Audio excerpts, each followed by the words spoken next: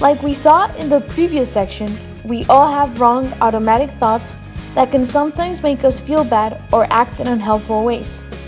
Sometimes we can find ourselves thinking or obsessing about some of these thoughts without stopping to question or challenge them. On the contrary, as time goes by, the more we think about them, the more we tend to believe in them, and we can selectively look for evidence that proves them right while ignoring evidence that proves them wrong. This is an example of a thinking error. Learning about common thinking errors we all make can help us identify them in our own thinking and challenge them. In this video, we are going to review 5 common thinking errors that people often make, so we can learn to identify them in ourselves and hopefully get out of this thinking loop. 1. Filtering.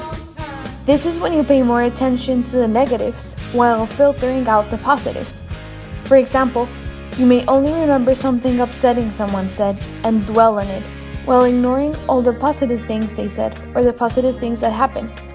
It is also when you obsess about the one bad grade you got while ignoring all the good ones. 2. Fortunetelling. This is when we predict the future negatively without considering other more positive and likely alternatives.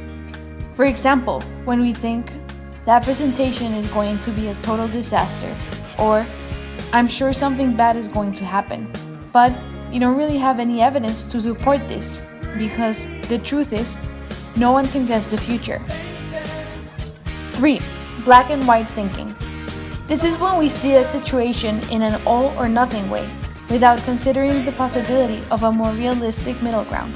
For example, when we categorize people into either absolutely great or a complete failure, without realizing that they probably lie somewhere in between. 4. Labeling.